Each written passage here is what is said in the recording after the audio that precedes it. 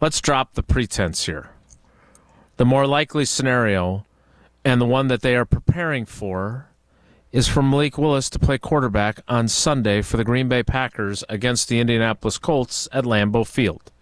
Tausch, what are the things that Matt Lafleur can do, along with Adam Stenovich and Tom Clements and Jason Vrabel, to make this effective, to make this easier, to give Malik Willis the best chance of succeeding? Because that's what coaches are supposed to do. Yeah, you play to his skill set. You play to his strengths. You find out what plays he likes. And my guess, find easy throws, especially early in this game, that are going to build some confidence. And to me, I'm looking at this saying, if it's not play action, if it's not bootlegs, early in the game, I think you're doing a disservice. I don't want – this can't be a 3rd and 6 game where you're constantly dropping back and having to – negotiate with the pass rush and the blitz packages and everything else. You need to make this much like I just told you kind of about the Alabama-Wisconsin game. Mm-hmm. You have to look at it. How can we stay in regular down and distance? And that's got to come down to your O-line, running the football, Josh Jacobs, getting it where you're looking at a lot of 2nd and 6s, a lot of 3rd and 3rd and 2s, 3rd and 3s. And if you can do that, you can really keep the defense, I guess kind of at arm's length. So when you're trying to figure out how to do that, I think it's got to be a heavy bootleg, heavy play action, sell that run, get those big wide open windows. And this is Matt Lafleur. This is where we got to see the genius of Matt Lafleur. Everybody tells us he's an offensive guru, and Matt Lafleur has been a really good coach. He schemes people open. And it's a heck of a lot easier to scheme people open when you have a really good running game with a really good quarterback, which is what he has been afforded for the most part outside of maybe that first half of last season when we didn't know. Now we don't know.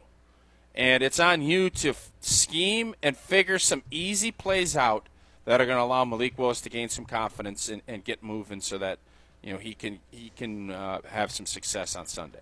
All right, the other thing that I'm really curious about, and of course they're not going to tell us how they're going to go about it, but you made the comment at the beginning of the week that they're going to have to ride Josh Jacobs, they're going to have to run the football.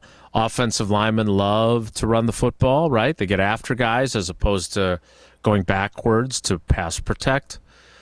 But if the Indianapolis Colts, who gave up 213 yards rushing, the most in the league in week 1 on 40 attempts, and took it from Joe Mixon to the tune of 159 yards.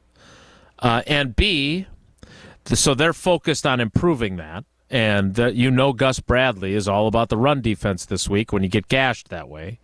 And B, when everybody in the building knows you're going to want to run the football to take the heat off your backup quarterback if he plays, how on earth are you effective in the run game if they're loading the box, if they know you're going to run, and they have devoted their week of practice to saying, we can't let these guys run all over us the way we allowed the Texans to?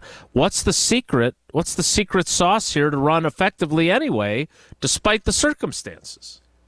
Well, I think you have to utilize the running ability of your quarterback, and that doesn't mean you're going to be running the old school triple option or anything like that. It's really forcing their hand how they want to approach the edge. Do you want to crash a defensive end down, force the quarterback to hold, to run it, and then have a safety down? That opens up some of those passing windows. That'll make it easier. But yeah, I think that's where Matt LaFleur's got to figure out, the adjustments early in this game to figure out how, what Gus Bradley is thinking about doing, seeing it, and then adjusting off of it, because I don't think right now he doesn't know. He's going to have ideas, just like they don't necessarily know. They could fool everybody and run Christian Watson on a slaughter route down the left sideline and hit him for a big touchdown. Next thing you know, it's boom, boom, boom. So that's the beauty of this whole thing.